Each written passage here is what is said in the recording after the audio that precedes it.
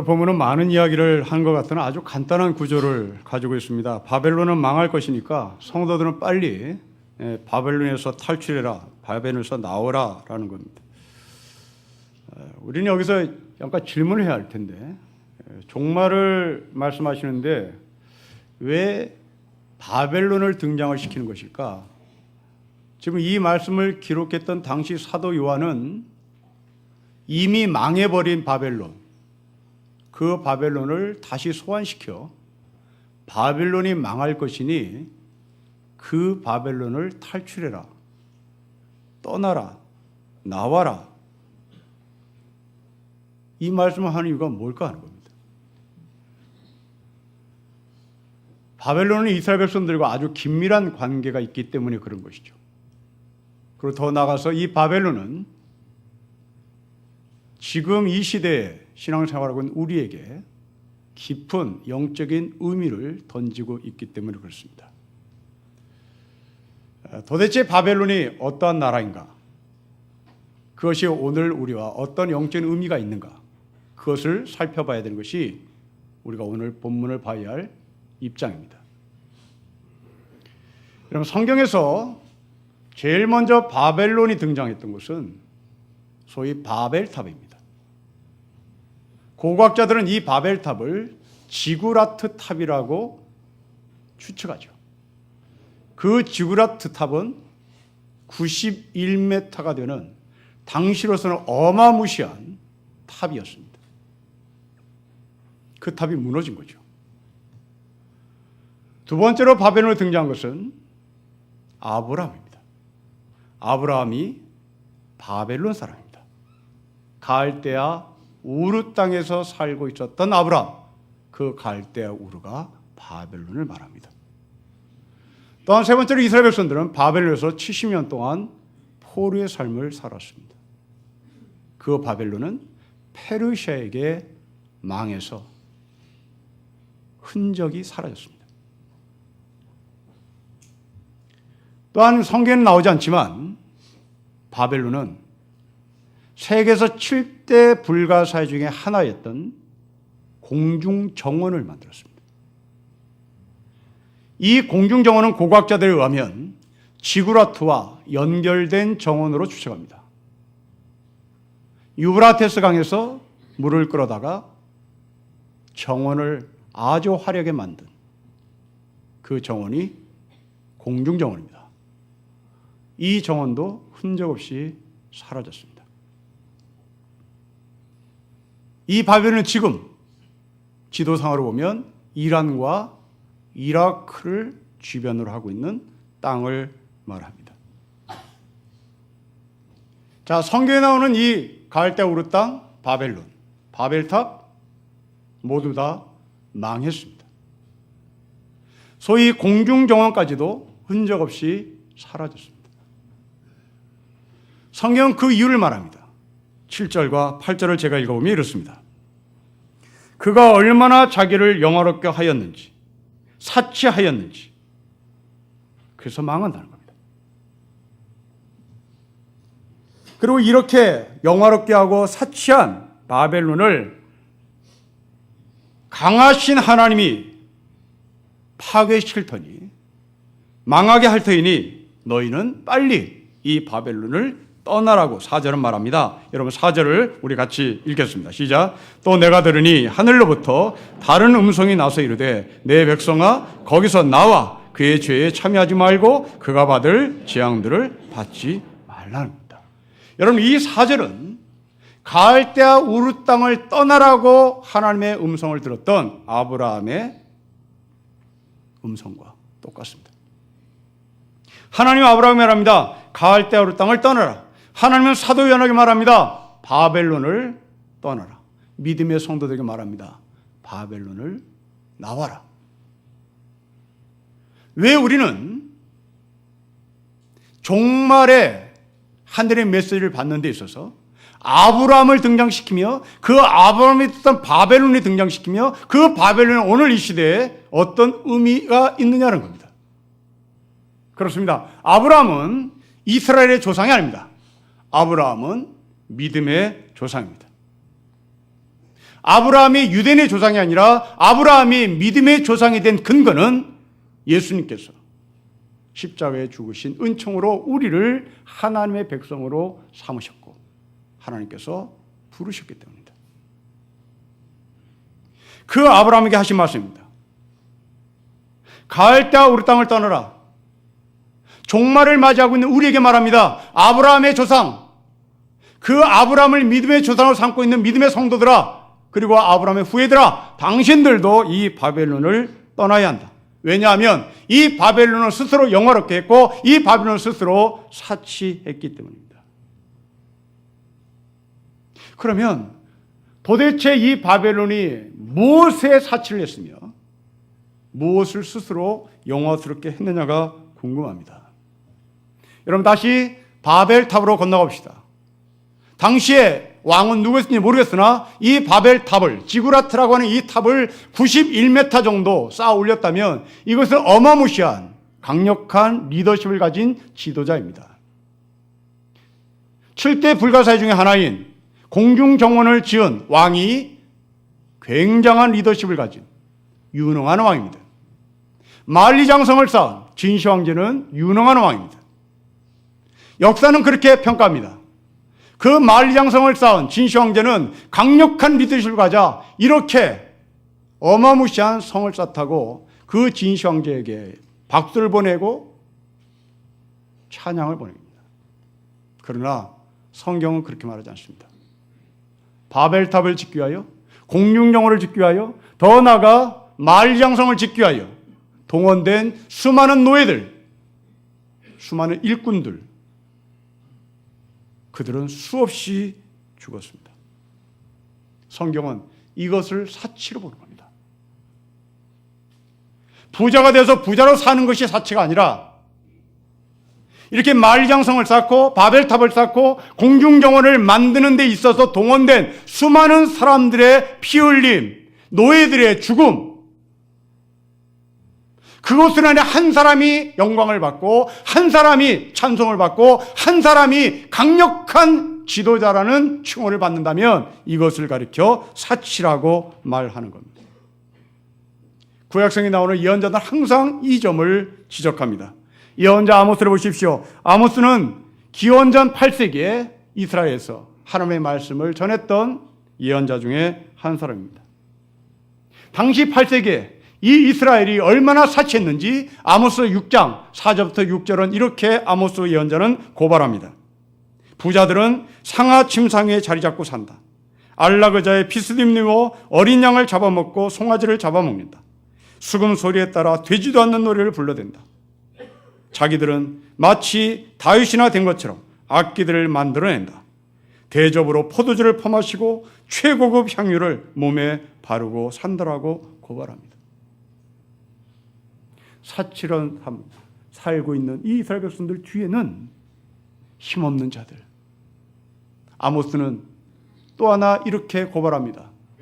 사람 하나를 팔고 사는데 집신 한 컬레 값으로 사고 판다. 이렇게 사람의 몸값이, 이렇게 사람의 생명값이 비참하게 평가돼 노예들이 팔고 팔리는 그 속에 부자들은 점점 부자가 돼 사치스러운 삶을 산다고 말합니다. 그러나 이것은 단순히 사회상의 문제만 아니었습니다. 성전도 마찬가지였습니다. 이스라엘 성전은 사람들이 넘쳐났습니다. 제단은 하나님께 드리는 예물로 넘쳤습니다. 하나님을 향한 찬송과 감사의 소리는 어느 때보다도 우렁차게 퍼져나갔습니다. 그리고 이 제사에 참여하는 사람들, 그들은 박수를 치며 환호를 치며 자기네들이 무척 신앙심이 깊은 것으로 착각을 했습니다. 아마도 이 그림을 이 시대로 끌어들이면 이렇게 그림이 그려질 것 같습니다. 오늘 신림교회에서 예배드리는 여러분과 지금 이 시간에 사랑의 교회에서 예배를 드리는 사람, 그 둘 중에 심적인 위로와 믿음의 강한 확신과 그리고 내가 뭔가 된 것 같은 희열과 황홀감에 빠진 사람들은 누굴까요? 신림교회에서 예배드리는 사람일까요? 사랑의 교회에서 예배를 드리는 사람일까요? 사랑의 교회에서 예배드리는 사람들은 자기가 뭔가 된 것 같은 분위기 속에서 한껏 하나님을 찬양할 것입니다. 왜냐하면 수많은 사람이 모였고 우렁찬 코러스를 가진 찬양대가 엄청나게 멋진 화음과 은유를 여러분들에게 선사할 겁니다. 옆에 앉은 사람을 보니 명품의 옷으로 다 치장했습니다. 그 사람 몸에서 풍겨나오는 값비싼 향수는 코를 찌를 겁니다. 아, 하나님의 믿음이 이 정도 되는구나. 하나님의 믿음이 이렇게 엄청난 고급스러운 찬양대의 소리를 듣고 이렇게 엄청난 코러스를 우리가 들을 수 있구나. 그리고 나는 여기에 하나의 멤버구나. 나는 하나님의 사람이구나. 나는 하나님의 사람으로 이렇게 큰 믿음을 가졌구나라고 착각합니다. 웅장하고 성대하고 인상적인 예배일수록 우리가 잘못하고 있다는 것을 깨우쳐주는 것이 아니라 내가 잘하고 있다는 잘못된 환각에 빠질 수 있기 때문입니다.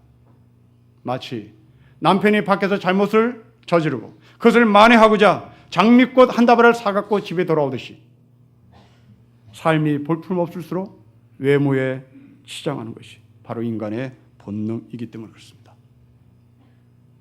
양심을 어루만지기보다 죄책감을 감춰줄 것 같은 화려한 포장지가 사랑의 교회, 순복음교회, 명성교회 넘쳐납니다. 이번 주 어느 뉴스 매체에서 여의도 순복음교회가 해외 선교비 명목으로 빼돌린 돈이 수백억이 된다는 것을 다뤘습니다. 명성교회는 800억 원이라는 거대한 돈을 비자금으로 관리하던 장로가 스스로 자살을 했습니다.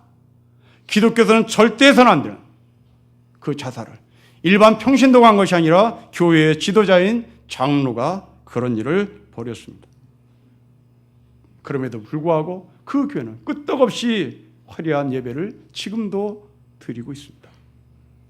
그들은 잘못이 없다고 항변합니다.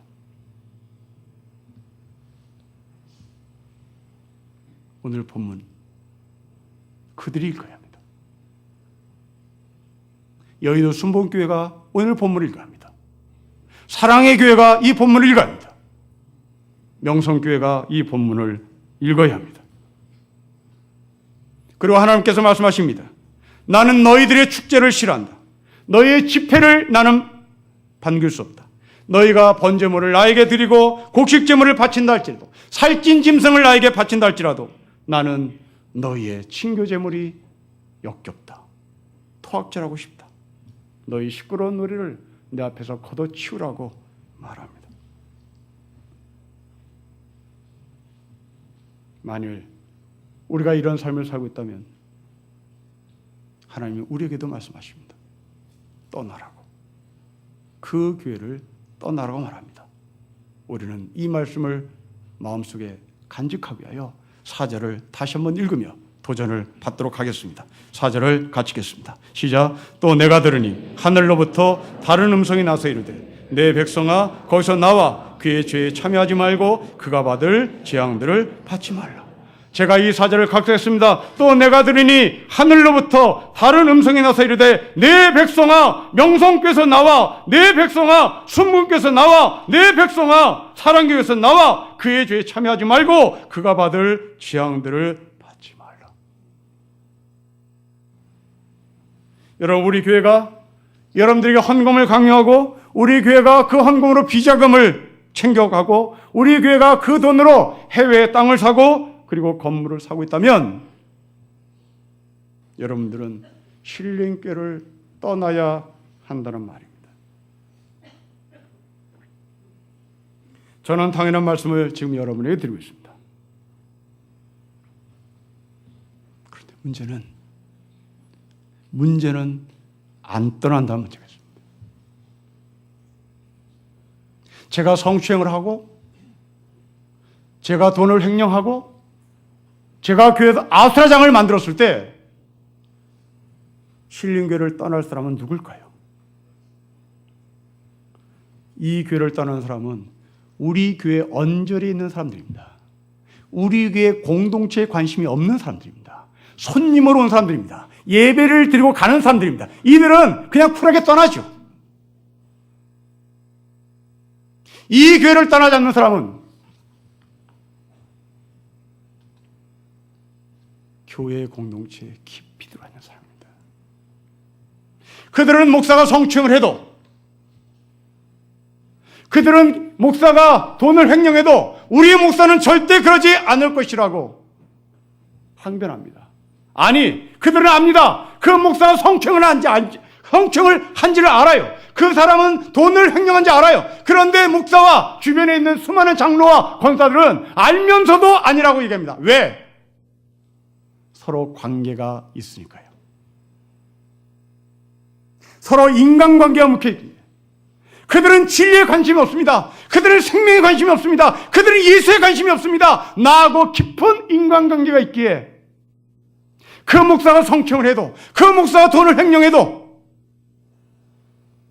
우리는 절대 이너서클로 뭉칩니다. 중심부로 뭉칩니다. 그래야 내 아들, 딸 시집장가 갈 때 돈 뭉쳐를 들고 오니까요. 떠나지 말아야 얻어내니까요. 진리와 생명에 관심이 없고 내가 이 교회 안에서 어떤 이해관계 속에서 묶여 있느냐, 이것이 교회를 떠나냐 떠나지 않느냐의 기준입니다. 지금 사랑의 교회를 떠나는 교인들, 스무개 교인을 떠나는 사람들, 명성교회를 떠나는 사람들, 그들은 핵심 멤버들이 떠나지 않습니다. 주변부들이 떠납니다. 교회 공동체에 관심이 없는 사람이 떠납니다.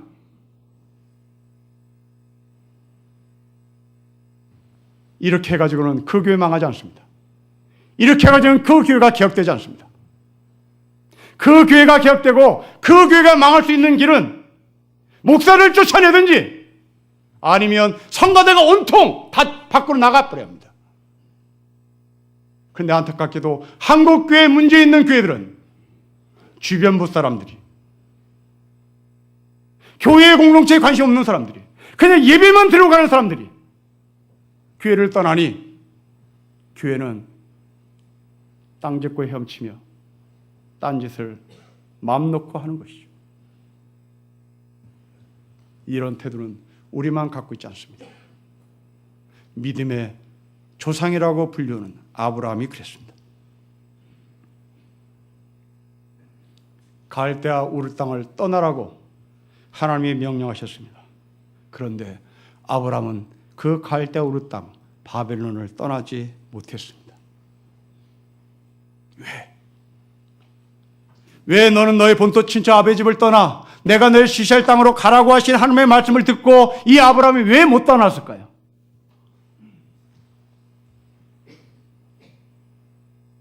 아브라함의 아버지 데라는 달신을 섬겼던 바벨론 사람들의 그 신앙심을 복두두기 위하여 신전에 세워지는 우상을 주물로 만드는 전문가였습니다. 그렇다면 이 아브라함의 집은 무지무지 부자로 살았다는 말입니다. 그 집의 아들이 아브라함입니다. 부잣집 아들 아브라함에게 좋은 고등학교를 다니고 대학을 다녔던 아브라함에게, 주류들과 인간관계를 맺고 있는 아브라함에게 하나님이 말씀하십니다. 너는 본토 친척 아베 집을 떠나 내가 너에게 지시할 땅으로 가라고 했을 때 이 아브라함은 쩔쩔맸습니다. 못 갔습니다. 그 아브라함을 갈대아 우르 땅에서 바벨론에서 끌고 나온 사람은 아브라함이 아니라 아버지 데라였습니다. 그 데라는 갈대아 우르 땅에서 우상의 신전을 만드는 전문가요, 당시의 주류의 한 사람이요, 부잣집의 아버지요, 인간관계가 그 주류들과 함께 깊이 네트워크를 형성한 사람이었습니다. 그런데 놀랍게도 아브라함이 이 갈대아 우르 땅을 떠난 것이 아니라 데라가 아브라함의 손을 붙잡고 갈대아 우르 땅을 떠나는 것이 저는 대단히 신기했습니다. 우리가 알다시피 하나님은 아브라함에게 명령하셨는데 이 명령에 순종한 사람은 아브라함이 아니라 어쩌자고 아버지 대랄까? 성경은 여기에 대해서 침몰합니다. 왜 데라가 아브라함의 손목을 붙잡고 갈대로 땅을 떠났는지에 대해서 말씀을 하지 않습니다. 때문에 우리는 추측을 하고 상상을 할 수밖에 없습니다. 저는 이렇게 추측합니다. 데라가 아브라함의 손목을 붙잡고 갈대로 떠나는 이유, 이러다가 내 새끼 잡겠구나, 이러다 내 새끼 죽겠구나, 이러다 내 새끼 죽일 수 있겠구나, 아버지의 심정이었을 겁니다. 좀 더 구체적으로 말씀을 드리면 어느 날 아브라함이 데라가 보기에 뭔가 이상합니다. 아버지 데라가 보니 자기 아들이 얼굴이 수척해집니다. 잠을 못 자는 것 같고 밥도 제대로 먹지 못합니다. 뭔가 느낌이 이상해 아버지 데라는 아들에게 묻겠지요. 너 요새 무슨 일 있냐? 너 왜 잠 못 자냐? 너 왜 밥 못 먹냐? 아브라함은 별거 아니에요. 별거 아니에요. 미뤘겠죠. 느낌이 이상한 아브라함은 데라로부터 계속 질문을 받습니다. 너 지금 무슨 일 하고 있냐? 너 뭐 하고 다니냐? 너 왜 밥 못 먹냐? 너 왜 잠 못 자냐? 찌빗대던 아브라함은 아버지 데라에게 이렇게 말했겠죠. 어느 날 언젠가 하나님이 나에게 말했어요. 본토 친척 아비의 집을 떠나라고 말했어요. 그런데 여기는 내 친구 있어요. 여기에 내 동창이 있어요. 여기에 내 인간관계가 깊어요. 여기 떠나면 나는 죽어요. 무서워요. 아버지 데라는 아들 죽을까 봐, 이러다 내 아들 죽겠구나, 돈도 필요 없다, 인간관계도 필요 없다, 그것을 다 뒤로 하고 아브라함의 손목을 붙잡고 나온 것입니다. 오늘 본문은 그 메시지를 전하는 겁니다. 여러분, 왜 우리가 갈대우르 땅을 떠나야 합니까? 왜 우리가 바벨론을 떠나야 합니까? 생명 때문입니다. 신앙은 생명입니다. 신앙은 부자가 되는 것이 아닙니다. 기독교 신앙은 부자가 되는 것이 아닙니다. 신앙은 생명을 얻는 겁니다. 우리가 잘 알고 있는 포도원 품꾼의 비유를 보십시오. 아침 9시에 출근한 사람, 12시에 나온 사람, 오후 3시에 나온 사람, 그리고 퇴근 시간에 임박해서 1시간 전에 부름을 받은 사람. 주인은 이 사람들을 모두에게 일을 맡깁니다. 그리고 퇴근 후에 모두 공이 1데나리온을 사람들에게 공급합니다. 여기서 1데나리온은 최저임금을 말합니다. 그러자 아침 9시부터 일한 사람이 주인에게 항의합니다. 왜 5시에 온 사람은 나하고 동일하게 임금을 주느냐고. 부당하다고 말합니다. 그러자 주인은 일꾼들의 주장을 일축해버립니다. 내가 결정한 것은 부당한 것이 아니라고 말합니다. 저는 이 포도원 품꾼의 이야기를 수업 시간에 학생들과 토론을 시켰습니다. 정확하게 양분됐습니다.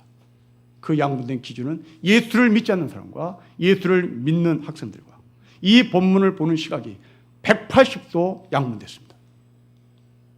예수를 믿지 않는 학생들은 이런 일이 어떻게 있을 수 있냐?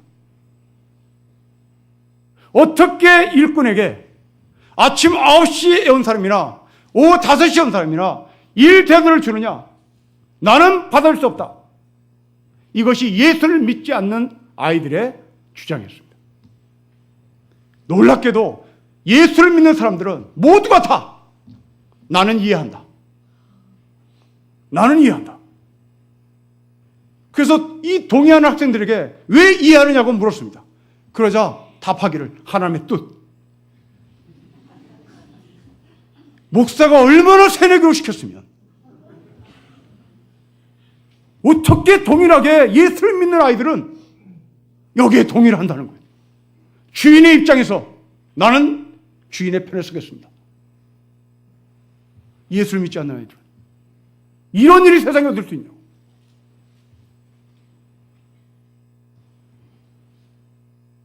여러분, 지금 이 학생들이 실제 기업체에서 이런 현실을 맞닥뜨린다면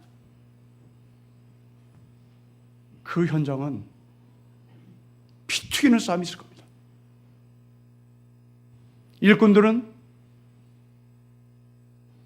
더 많은 것을 얻어내기 위하여 노조를 만들 것이고, 주인은 그 노조를 탄압하겠죠. 일꾼들은 동일한 임금을 주는 주인을 향하여 사회주의라고 공격하겠죠. 공산주의라고 공격하겠죠. 그리고 주인을 향하여 더 많은 것을 내놓으라고 외치는 일꾼들을 향하여 주인은 회사를 망하게 하는 불순분자라고 몰아붙이겠죠. 공산주의자와 불순분자가 부딪히는 현장입니다.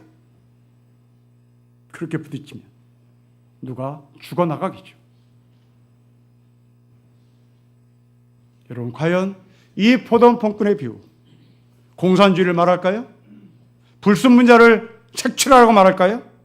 그건 아닙니다. 이건 주인의 입장에서도 볼 것이 아니라, 일꾼의 입장에서 볼 것이 아니라, 이 비유를 봐야 할 기준은 생명입니다.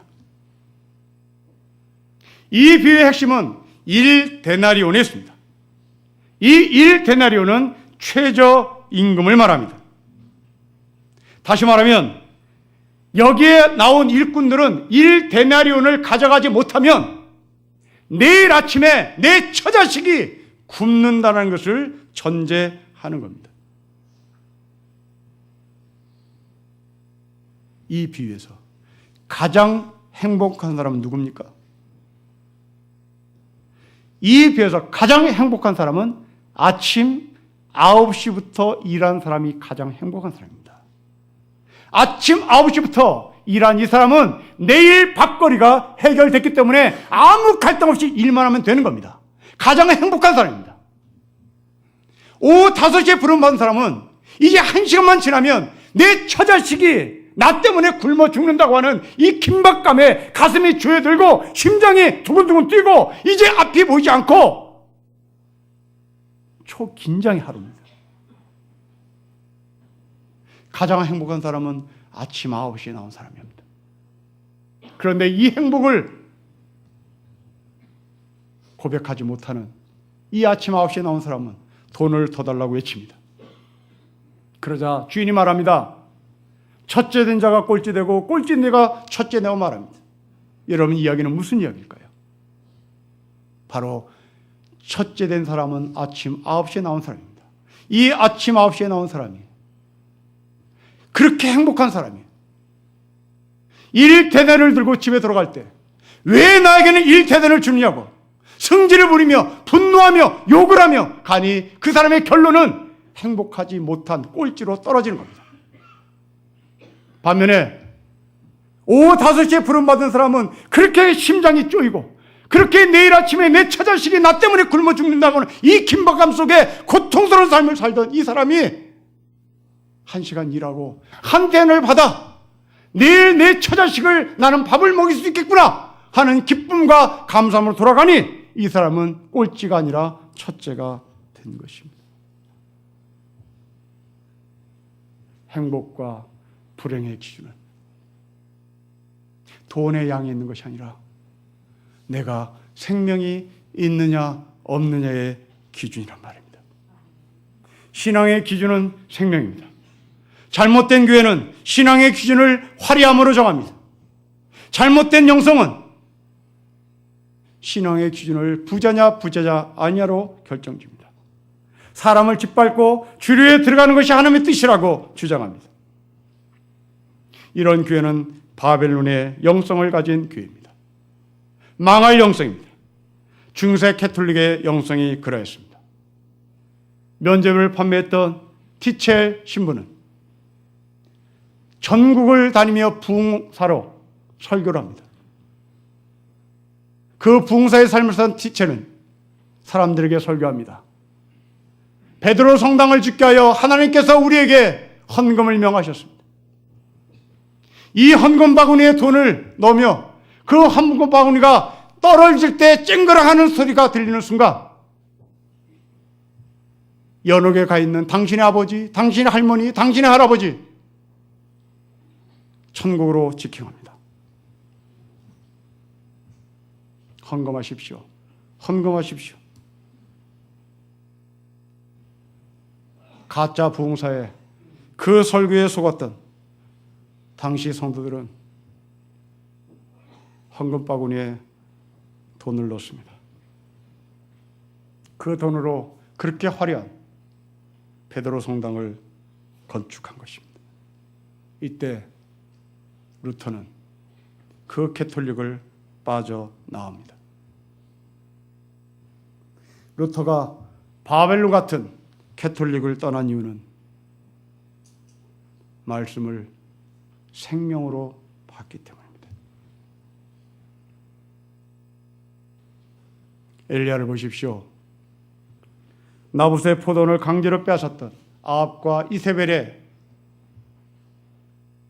죽음의 명령에 두려워 도망을 갑니다. 자기 생명을 보존하기 위해 도망갑니다.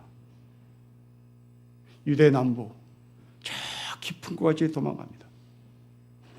부엘세바까지 도망갔던 이 엘리야는 여기도 안전치 못할 것 같아 거기서 하룻길을 더 도망갑니다.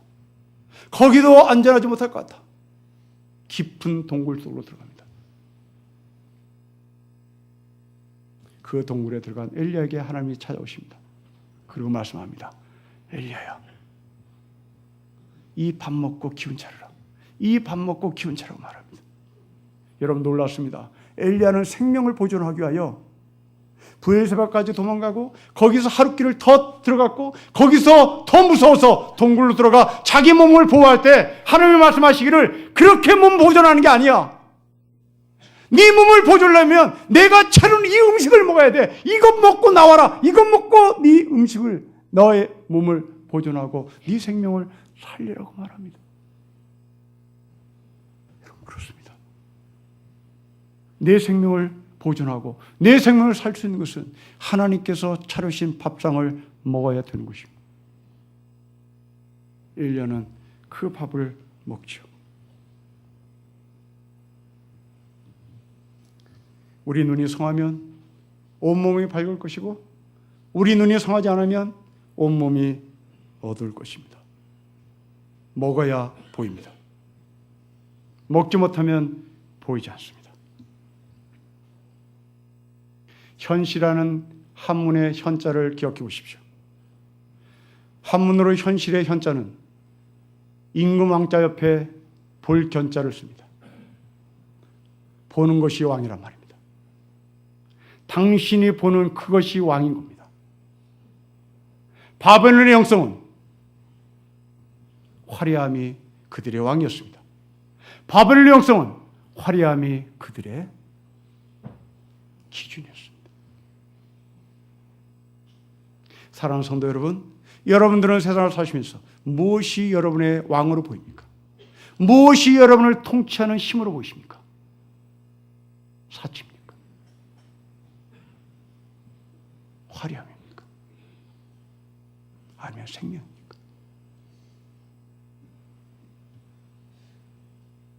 신림교회가 생명인데 그렇게 하시랍니까? 신림교회가 바벨론의 영성으로 가시렵니까? 사랑의 교회를 쓰러뜨리십니다. 명성교회를 쓰러뜨리십니다. 순무교회를 쓰러뜨리십니다.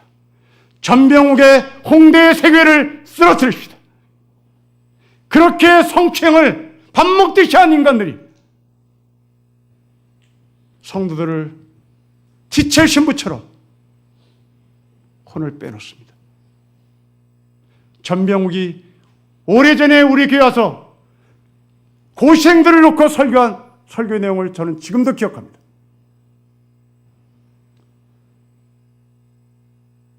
3일교회를 다니면 고시를 합격합니다. 이게 전병우의 설교였습니다.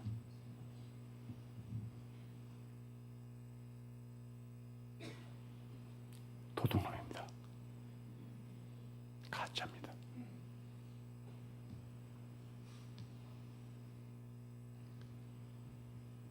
성도 여러분, 저는 생명 있는 목사로 살고 싶습니다. 저는 후배들에게 늘 부탁하는 게 있습니다. 내가 목사의 자질을 포기한다면, 내가 너희들이 보기에 목사다운 목사짓을 하지 못한다면, 후배 당신들은 나에게 침을 뱉어라. 쌍욕을 해다오.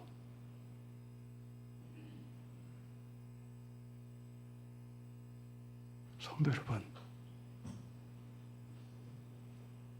신앙은 생명이 있느냐 없느냐로 따져야 됩니다. 그래야 삽니다. 먹어야 삽니다.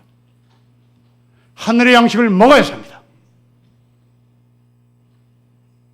사랑교회 영성, 순무교회 영성을, 명성교회 영성을, 전병욱 새벽 홍대교회 영성을 우리는 절대 갖지 맙시다. 그리고 만약 제가 돈을 횡령하고 만약 제가 여성을 취향한다면 언저리 교인들만 이 신령교회를 빠져나갈 것이 아니라 저를 쫓아내든지 여기에 있는 성가대가 한날 한시에 이 자리에 서지 않고 다 사라져야 이 교회는 소망이 있는 겁니다. 다시 한번 여러분의 기준이 나를 위하여 십자가에 죽으신 예수 그리스도의 그 생명에 나의 신앙의 기준인지를 다시 물으시고, 가을때우르 땅을 떠나라고 하신 하나님의 말씀을 듣고 쩔쩔매며 안절부절하지 못하며 살만 삐죽삐죽 빠져나가는 그 아브라함을 보고 안 되겠다 싶어 그 아들을 끌고 나온 데라처럼 여러분의 자식들을 끌고 나와야만 되는 겁니다. 엘리야처럼 동굴에서 하나님께서 우리에게 주신 음식을 먹어야 합니다. 다시 생명으로 돌아가시고 그 생명이 기록된 하나님의 말씀을 먹고 묵상하는 우리 모두가 되시기를 주님으로 축복합니다. 기도하겠습니다. 하나님 아버지, 순문교회 되지 않게 해주십시오. 사랑의 교회가 되지 않게 해주십시오. 명성교회가 되지 않게 해주십시오. 홍대 세교회가 되지 않게 해주십시오. 그곳에서 빨리 빠져나오게 해주시고 바벨론을 등지게 해주시고 가을때우르 땅을 떠나게 하시고 십자가에 붙들고 십자가에 근거한 생명으로 참된 신앙생활을 할 수 있도록 축복하시고 축복하여 주십시오. 주 예수 그리스도의 이름으로 기도합니다. 아멘.